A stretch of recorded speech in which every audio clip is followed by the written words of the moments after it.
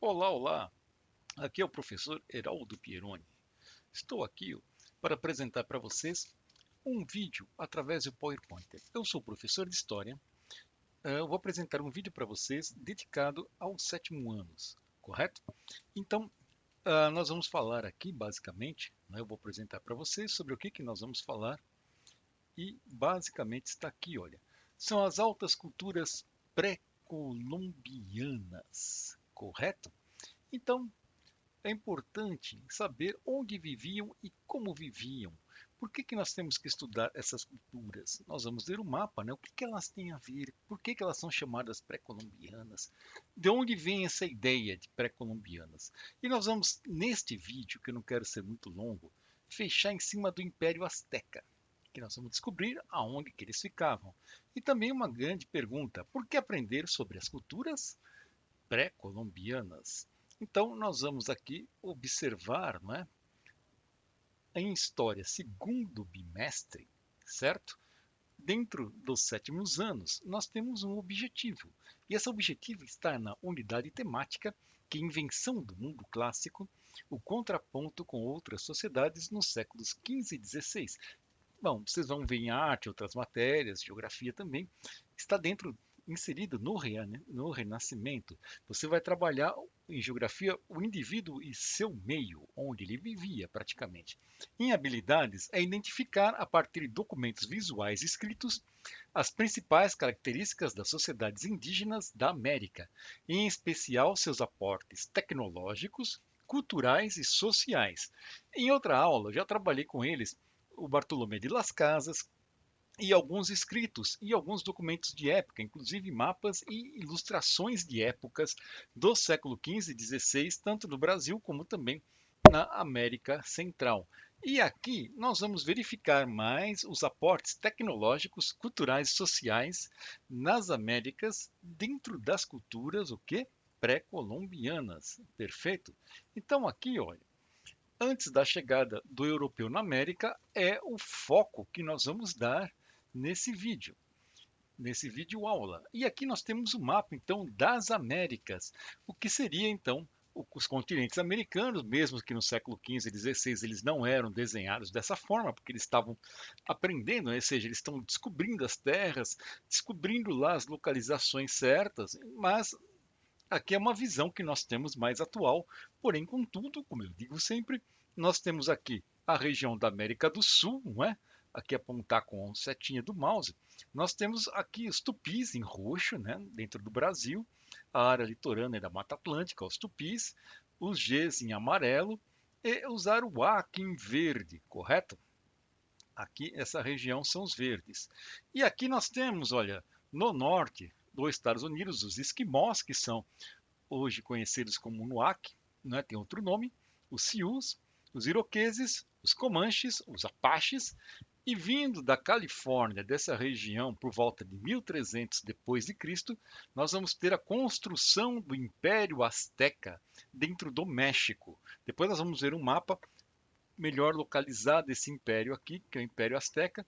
E aqui na Península de Yucatán, nós vamos ter os maias, que eu vou falar um pouquinho deles, tá? E aqui embaixo, outra cultura pré-colombiana. Os maias também são pré-colombianos. Pré-colombianos são as culturas principais com maior desenvolvimento tecnológico que a gente sabe até hoje, que nós sabemos até hoje. Com certeza, os índios brasileiros também tinham um avanço tecnológico que nós ainda não desvendamos, mas vamos desvendar com o tempo. A história exige um tempo. E aqui, né, dentro da Venezuela, descendo pela Colômbia, indo Peru, descendo ali pela Bolívia, Chile, nós temos o Império Inca. Mas hoje nós vamos nos ater ao Império Azteca. Então, basicamente, né, para vocês aqui, nós temos um mapa, e eu vou ficar aqui nesse cantinho de cima, e vocês estão vendo na região do México, em laranja, o Império Azteca. E aqui na Península de Yucatán, você olha, Yucatán Península, você vai ter o Império Maia.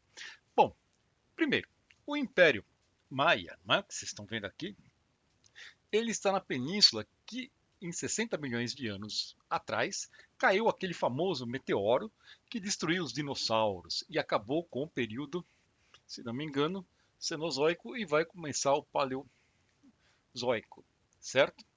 Bom, mas aí isso aí é geografia, isso é paleontologia, mas é só para destacar essa questão. O Império Maia, ele consta de 2000 anos antes de Cristo, ele é mais antigo, e provavelmente ele acabou entre 600 a 650 depois de Cristo. Até hoje não é muito bem sabido o porquê do fim deste Império Maia. Porém, quem herdou muito da cultura maia foi o Império Azteca.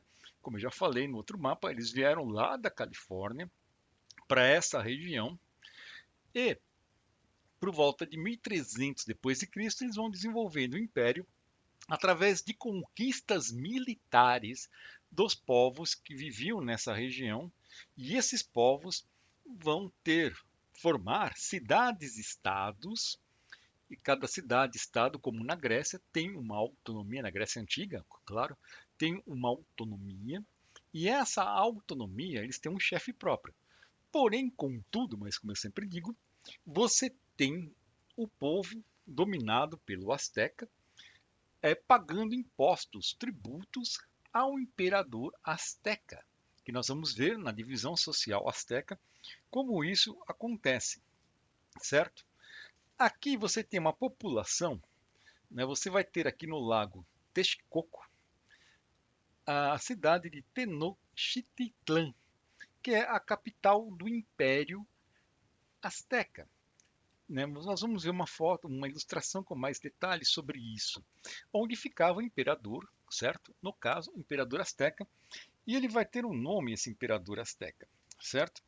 A capital é Tenochtitlan, e esse imperador vai ter um nome muito engraçado, certo? Ele vai se chamar Talacatecatl. Nós vamos ver isso melhor, certo? Então, assim, aqui você tem o Império Azteca, não é?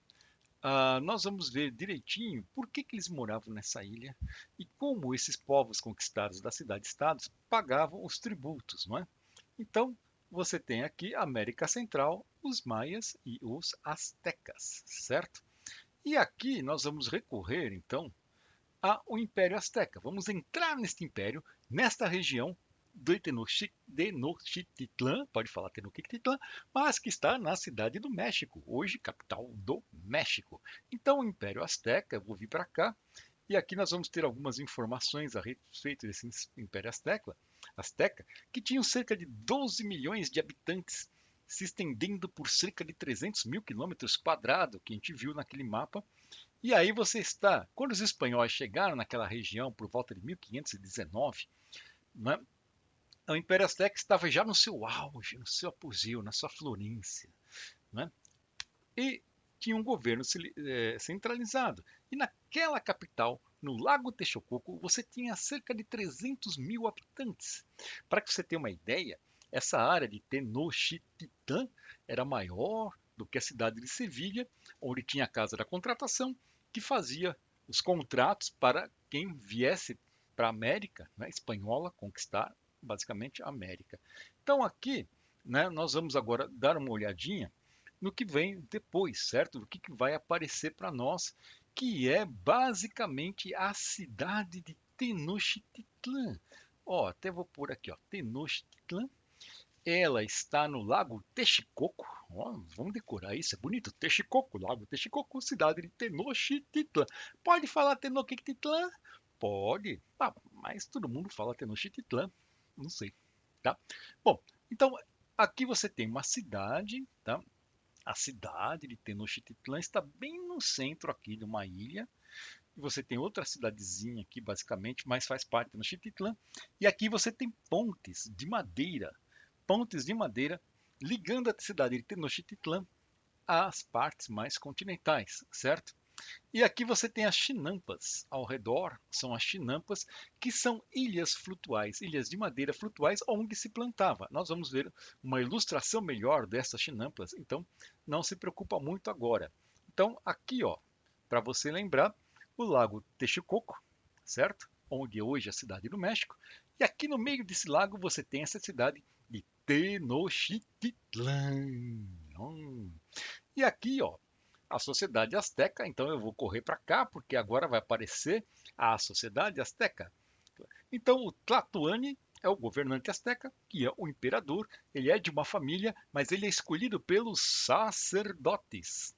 Os sacerdotes escolhem quem vai ser o imperador. Tá? Não é bem o filho do imperador vira imperador hereditário. Ele é de uma família nobre, de uma família ancestral, dentro desses caras que vieram da Califórnia, e ele é escolhido como imperador, certo? Eu não vou entrar muito no caso do Montezuma, né? Isso fica para outra vez, mas eles podem tirar o imperador na hora que eles querem também. Então você tem aqui o Ciuacuatli, o assistente representante do governador, que viaja pelo império e vai ver se está tudo em ordem, tudo certinho, tudo bem. O sacerdote que faz os rituais, a mãozinha suja de sangue, com o coração na mão, e aqui a faca de obsidiana, que basicamente ele deve ter tirado o coração de algum inimigo que foi sacrificado. O nobre, membros de famílias aristocráticas, daqueles reinos conquistados que viraram cidades-estados que pagam tributo, né, para o imperador asteca, para os astecas. O guerreiro está como cavaleiros, mas eles não tinham cavalo. Quem traz o cavalo para a América, eu acho estranho essa foto estar cavaleiros, quem traz o cavalo são os espanhóis. Tá? Eu não vou entrar muito em detalhe, mas os astecas tinham maior medo, porque eles viam como é que tem? O cavalo tem duas cabeças, uma cabeça animal e uma cabeça humana. Lutadores profissionais, eles usam a pele de animal porque eles acreditavam que eles estavam encarnando este animal. E aqui, quase pelado, o camponês que trabalha nas chinampas. Ele é obrigado a trabalhar um trabalho compulsório, ele é obrigado a trabalhar, ele produz o imperador, né, com seu assistente, representante, e os nobres vão guardar em silos a alimentação, que é milho, pimenta, cacau, e outras coisas, certo? E o cacau, a semente do cacau era usada como moeda. E o suco do cacau, que era feito lá no pinhão, né, que eles batiam, era tomado pela família real, pelo governante asteca e pelos nobres também, certo? Eles podiam tomar o suco. Os outros usavam, incrível que pareça, no mercado, na cidade, eles faziam comércio, usava como moeda a semente do cacau. Então, basicamente, isso é importante. Eles têm comércio, eles têm ligação, eles têm domínio, eles conquistam. E o que é mais interessante é que nós vamos ver agora são as famosas. O quê? O que é famoso aqui? Chinampas, tá? Chinampas são canteiros flutuantes construídos de madeira. É aquilo que você viu lá na cidade de Tenochtitlán, em volta da cidade. Inclusive, um aluno meu do sétimo ano, muito perspicaz, percebeu que essas chinampas em volta de onde morava o imperador servia como uma forma, né? Por isso que o imperador morava no lago, servia como uma forma de defesa ao imperador. Você pode perceber que elas são construídas de junco totora, né, de madeira, ó, tá vendo? São provavelmente você tem um, dois, deve ter mais aqui no meio, várias estacas, ó, tá vendo? As estaquinhas aqui. Você tem os muros de madeira vermelha e aqui, ó, tudo de madeira. E aqui também são madeiras, tá vendo aqui, ó? A base de madeira e aqui você joga lama, terra e planta o milho, olha, o milharal aqui.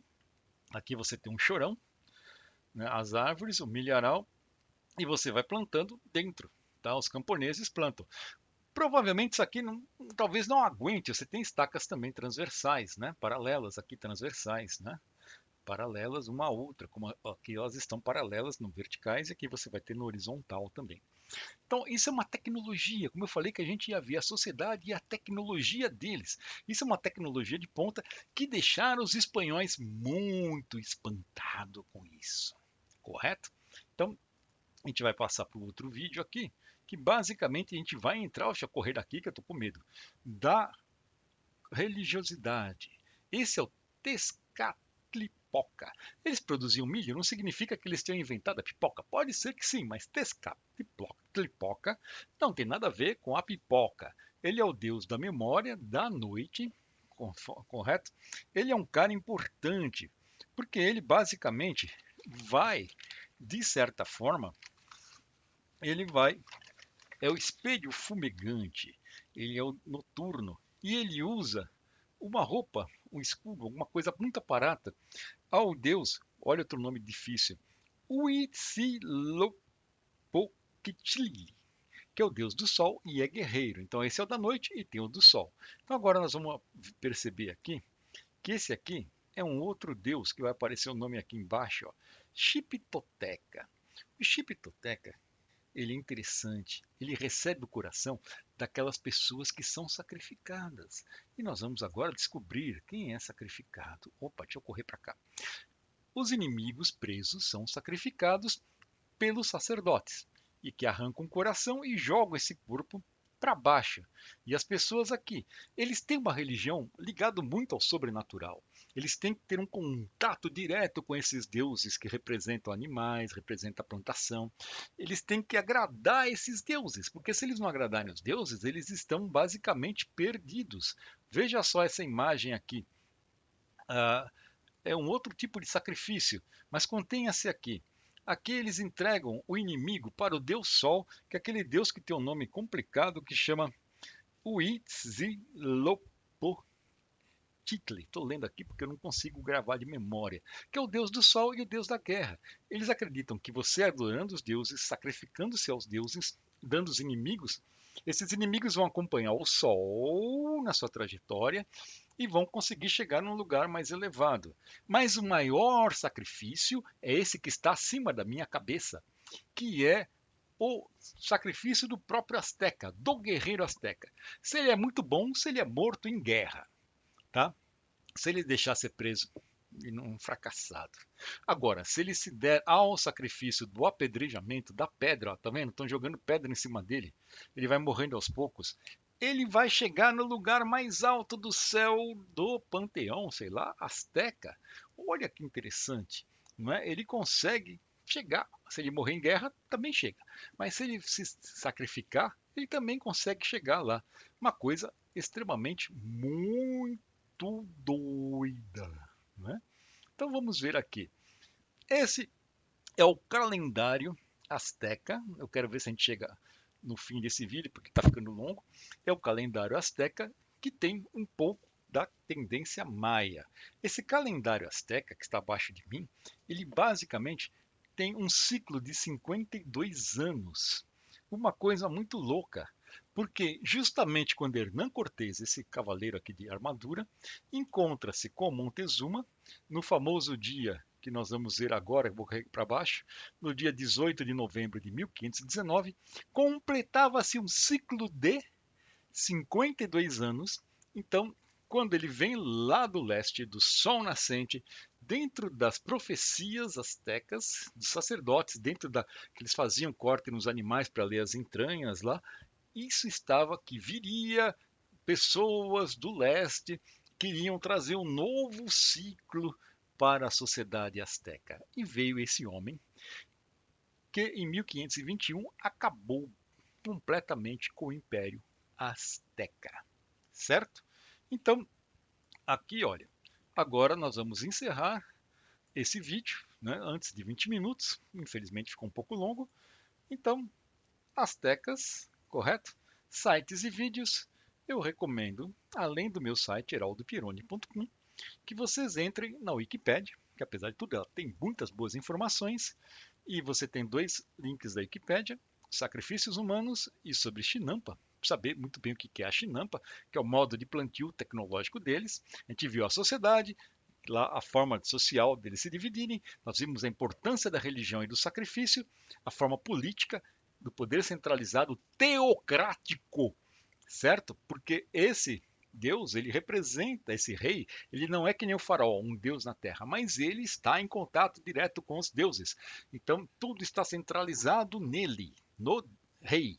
No caso, Montezuma foi o último deles, tá? A gente vai falar um vídeo especial só sobre Montezuma. E as aventuras na história, tá? As aventuras na história, isso é muito importante. Você vai ter da UOL sobre o Hernán Cortés e o Montezuma quando eles se encontram, aquela imagem que está lá.